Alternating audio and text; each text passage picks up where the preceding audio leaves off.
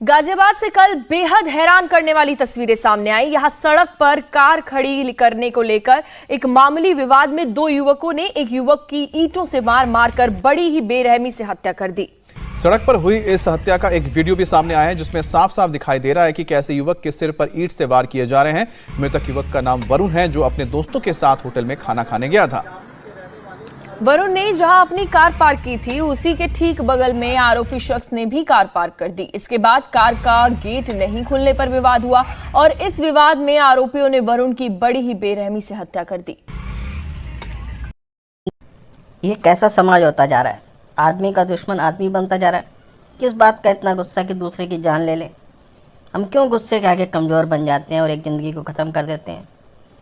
यह सिर्फ एक ज़िंदगी की नहीं, पूरा परिवार ख़त्म कर देते हैं और साथ साथ अपनी भी। अब क्या मिला इस गुस्से से?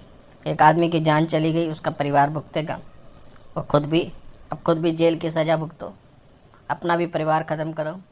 बस करो ये सब, थोड़ा सब्र से काम लेते तो ये सब नहीं होता। मैं तो बोला कि इंशाल्लाह मेरी जिंदगी में या मेरी जिंदगी के बाद एक हिजाब पहनने वाली बच्ची भारत की प्राइम मिनिस्टर बनी। बोला एक बार हैदराबाद में जब गया था तो ओवैसी जी ने मुझे अपने घर पे बुलाया। उनका घर बड़ा आलीशान घर बना है। उन्होंने 4-5 कोर्स का, मुझे ऐसा लगा कि मैं निजाम ऑफ हैदराबाद के घर में खाना खा रहा हूँ। एंड में मैंने कहा बहुत अच्छा खाना बना है और सागरिका भी मेरे साथ थी। हम दोनों ने कहा कि we would like to thank Sagarika went to meet his wife. She was told कि आप हमारे साथ, हम 4 लोग जो मेल थे वो एक तरफ और अलग कमरे में सागरिका जी को कहा कि आप उनके वाइफ और वगैरह के साथ वहां बैठिए। तो मैंने खाना खत्म हुआ, मैंने कहा इतना बड़ा अच्छा खाना बनाया किसने? तो नहीं, उन्होंने कहा मेरी वाइफ ने। तो मैंने कहा I would like to thank her. So she said no you can't meet her. I said why not? And she said no that is our system. And I must confess, that day I told Asaduddin Owaisi, I said, you are a modern, you should be representing a modern progressive vision. Why can't I meet your wife? He said, no, that is the way we are. अब देखा इस नकली सेकुलरवादी को, इसकी कथनी और करने में कितना फ़र्क है। इसका काम ही है अपनी कौम को गुमराह करना और बदनाम करवाना, ताकि इनकी राजनीति चलती रहे। जब तक मुस्लिम इन जैसे नेताओं के चुंगल में फंसे रहेंगे, हमेशा अपना नुकसान और बदनामी ही मिलती रहेगी। अगर हिजाब वाली बेटी प्रधानमंत्री बन जाएगी तो मर्दों से कैसे बात करेगी? क्योंकि तुम्हारे मुताबिक तो मर्दों से बात करना गुनाह है। ज़रा यह भी समझा दो इनकी पार्टी। अब मिलो इनके पार्टी के प्रवक्ता से, जो इंग्लैंड में ऋषि सुनक के प्रधानमंत्री बनने पर इतना जले कि सलाह देने लग गए कि हिंदुस्तान में अल्पसंख्यक को प्रधानमंत्री बनना चाहिए। पर इन मूर्खों को कौन समझाए कि प्रधानमंत्री भीख में नहीं बन सकता। इसके लिए चुनाव लड़ो, सीट्स पाओ। सही ठोका इनको रिजवान अहमद ने। आप भी देखें। तो है, बेटी के प्रधानमंत्री बनने पर कोई ऐतराज नहीं है। बेटी से पहले भी इस देश की प्रधानमंत्री रह चुकी है।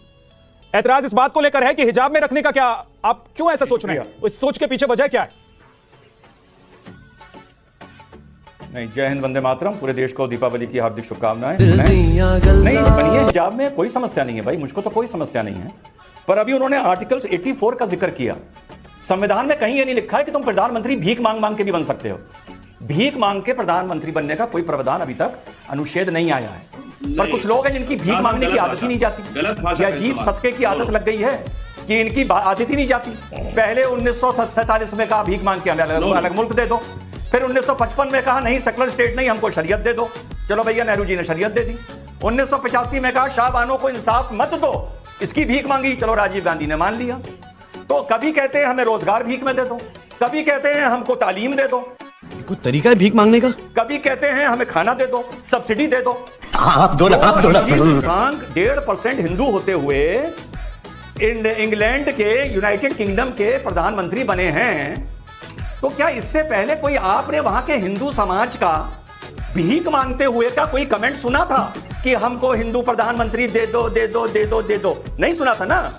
मेहनत करी, सोसाइटी में कंट्रीब्यूट किया, ठीक समीकरण बैठे। अरे शाह साहब बीच में क्या बोल रहा है यार? जो मैं बोल रहा हूँ पहले सुन। जब तुम बोल रहे थे मैं बोल रहा था क्या? चुप। तो कुछ आवाज सी आई। तो भैया ऐसा है, Samajwadi party, Congress party, AIMIM रजाकरों की पार्टी, ये कोई भी अपना मुख्यमंत्री, अपना प्रधानमंत्री हिजाबन डिक्लेयर कर दें। हिजाबन नहीं, मैं कहता हूं बुरखे वाली डिक्लेयर कर दें। अरे मेरा क्या जा रहा है, नरेंद्र मोदी का क्या जा रहा है? इन लोगों को संविधान पता नहीं है। ये हालत है, ये प्रधानमंत्री दे दो, प्रधानमंत्री दे दो। अरे यार चुनाव लड़ो, लोकसभा में पहुंचो, अपनी 270 की बहुमत लेके आओ, तुम हिजाबन को प्रधानमंत्री बनाओ, बुरखे वाली को बताओ। ये भीख मांग मांग के कुछ नहीं होगा तुम्हारा, समझे? ये भीख मांगने की आदत छोड़ दो। रिजवान जी और पवन जी, एक सेकंड रुकिए, दूसरे मेहमान। अब इनसे भी मिलो। यह आज के मामूरक नकली हिंदू। वैसे तो माइक्रोसॉफ्ट से भी ढूंढा गया, पता नहीं चला किस धर्म के हैं। इनका धर्म माता पिता के द्वारा हुआ या ये कहीं से टपके हैं, क्योंकि वक्त के मुताबिक कभी मुस्लिम, कभी ईसाई, कभी कट्टर हिंदू बन जाते। ये आए थे इस देश में ईमानदार राजनीति करके उसे बदलने, और कांग्रेस जिसने 70 साल राजनीति में सिर्फ देश को लूटा, उसको चोर कहते हुए आए। पर आज इतना बदल गए कि इनकी राजनीति का धर्म कांग्रेस ही हो गया। कांग्रेस की तरह भ्रष्टाचारी, वही तुष्टीकरण, वही बंदरबाट। पर इनको नहीं पता कि आज की जनता पढ़ी लिखी समझदार हो गई, अब और बेवकूफ़ नहीं बनाया जा सकता। अब इस नकली हिंदू को लक्ष्मी गणेश जी याद आए जब गली गली से इनको औरंगजेब कहा जाने लगा। अपने ऊपर लेवल हटाने के लिए चोला बदला भाई। हमें नहीं चाहिए नोट पर लक्ष्मी गणेश, वो पुण्य हैं, पूजनीय हैं। इन जैसे गंदे लोगों के उस पर हाथ लगे, उससे अच्छा ना ही हो। धन्यवाद। श्री गणेश जी की और श्री लक्ष्मी जी की तस्वीर भारतीय करेंसी के ऊपर लगाई जाए। तो सुना आपने अरविंद केजरीवाल को। गुजरात विधानसभा चुनाव से पहले अरविंद केजरीवाल ने हिंदुत्व कार्ड खेल दिया है। जी हाँ, उनका कहना है कि एक तरफ गांधी जी की तस्वीर हो नोटों पर, और दूसरी तरफ लक्ष्मी जी की और गणेश जी की तस्वीर होनी चाहिए। कहते हैं कि लक्ष्मी जी समृद्धि के प्रतीक हैं, वहीं विघ्नहर्ता गणेश जी हैं। लेकिन भारतीय जनता पार्टी ने पलटवार किया है, उनकी भी प्रतिक्रिया सामने आई है। कहते हैं कि एक तरफ अरविंद केजरीवाल के जो नेता हैं, उनकी पार्टी के लोग हैं, वो हिंदू देवी देवताओं का अपमान करते हैं, सम्मान नहीं करते। दूसरी तरफ वो अब विधानसभा चुनाव के मद्देनजर सियासत कर रहे हैं। इस तरह की प्रतिक्रियाएं आ रही हैं। लेकिन अरविंद केजरीवाल कहते हैं कि रुपया गिर रहा है और रुपया मजबूत नहीं हो रहा है। इसके मद्देनज़र अगर आप लक्ष्मी जी और गणेश जी की तस्वीर लगा देते हैं तो समृद्धि होगी, और इसको लेकर तमाम तरह की चीज़ें देखने को मिल रही हैं। आरोप प्रत्यारोप यानी हमला शुरू हो चुका है, और सभी लोग इसको आने वाले गुजरात विधानसभा चुनाव और हिमाचल प्रदेश के चुनाव से जोड़कर देख रहे हैं। लोग कह रहे हैं कि क्या वजह, पहले नहीं कहा अब ऐसे कह रहे हैं। तो तरह तरह की प्रतिक्रिया सामने आ रही हैं। और साथ ही आम आदमी पार्टी के जो संयोजक हैं अरविंद केजरीवाल, दिल्ली के मुख्यमंत्री, उनका कहना है कि ये सब कुछ क्या वजह है कि अब तक देश विकासशील ही है, विकसित राष्ट्रों में शुमार नहीं होता। तो अगर हम ऐसा कर देंगे, ऐसा नहीं है कि नए नोटों में इसको, पुराने नोटों में इसको किया जाए, पहला वाला बदल दिया जाए, लेकिन जो अब नए नोट छपने वाले हैं उसमें तो इसकी शुरुआत की ही जा सकती है। यानी एक तरफ गांधी जी की तस्वीर है, दूसरी तरफ लक्ष्मी जी और गणेश जी की तस्वीर लग जाए। तो आप सभी दर्शक अरविंद केजरीवाल के सजेशन को किस तरह से देखते हैं? क्या है आपकी प्रतिक्रिया? ऐसा होना चाहिए या नहीं होना चाहिए, या फिर आपकी प्रतिक्रिया कुछ और है? शेयर करें, कमेंट करें और अपनी प्रतिक्रिया जरूर दें। आम आदमी पार्टी ने 7 साल में क्या अच्छे काम किया? बाहर सड़क पे चले जाना, किसी आदमी से पूछ लेना केजरीवाल ने, कि वो आपको गिना देगा। केजरीवाल बड़ा बेकार आदमी है, बड़ा चौध आदमी है। उसके चक्कर में आने में काम करोगी बेड़ा गर्क हो गया। तो एक जरा सा लालच दे दिया, बिजली के पानी का 1300 रुपये बिजली का बिल आ रहा है, बाकी तो और जगह मोर्चा मारे जा रहा है। ये कैंसर है, विकलांग है, सारे काम है। ठीक है, अब इनसे पूछिए, आप झाड़ू को वोट देना चाहेंगे? झाड़ू की बस जी, 2 रोटी नहीं कमा खा सकते, क्या फायदा इसी केजरीवाल सरकार की? उससे बड़ा चोर, उससे बड़ा उससे बड़ा कमीना, दल्ला कोई नहीं। कुछ कहना बाबा जी का डुल्लू आएगा। जब बाबरी मस्जिद का ध्वंस हुआ तो मैंने नानी से पूछा, नानी अब तो आप बड़े खुश हो गए, अब तो आपके भगवान राम का मंदिर बनेगा? कहती है ना बेटा, मेरा राम किसी की मस्जिद तोड़ के ऐसे मंदिर में नहीं बस सकता। अगर Jawaharlal Nehru ji steel authority of India की जगह मंदिर बना देते तो क्या इस देश का विकास हो सकता था? दिल्ली के मुख्यमंत्री अरविंद केजरीवाल एक बार फिर से विवादों में हैं, और वजह यह है, उन पर आरोप लग रहा है कि उन्होंने हिंदू धर्म के पवित्र चिन्ह स्वास्तिक का अपमान किया है।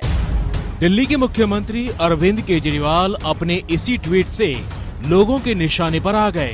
इस तस्वीर को ट्वीट करते हुए केजरीवाल ने लिखा, मुझे किसी ने ये भेजा है। तस्वीर में हिंदू धर्म के पवित्र चिन्ह स्वास्तिक जैसा एक चिन्ह दिख रहा है, जिसके पीछे एक आदमी झाड़ू लेकर दौड़ रहा है।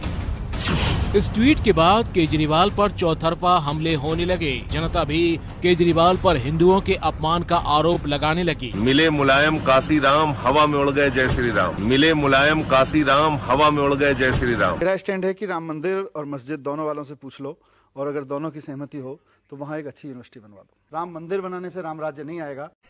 फालतू वातों कथाમાં જઈને હિજડાની જેમ તાળીઓ પાડે છે। મને તો શરમ આવે છે આવા લોકો ઉપર અને ગુસ્સો આવે। એટલે જીડાની જેમ બધી પરંપરાઓમાં તાળીઓ પાડવા વાળા છક્કાઓ છે, એમનીથી આપણને કોઈ જરૂરત નથી। उन्होंने कहा है यदा यदा ही जब भी कुछ ना कुछ पृथ्वी के ऊपर गड़बड़ होती है, फिर भगवान को अपनी झाड़ू चलानी पड़ती है, फिर भगवान अपनी झाड़ू चलाते हैं। मैं गौरी गणपति आदि हिंदू धर्म के किसी भी देवी देवताओं को नहीं मानूंगा। जैसे सिखों के खून से कांग्रेस के हाथ रंगे हुए हैं, उसी तरीके से गुजरात के अंदर मुसलमानों के खून से भाजपा के हाथ रंगे हुए। अब इस बेवकूफ को कौन समझाए कि जो ट्रेन में जलाए गए थे वो मुस्लिम नहीं हिंदू थे। बंद करो ये अपनी घटिया राजनीति। अगर वीडियो पसंद आए तो लाइक करें, शेयर करें और सब्सक्राइब करें।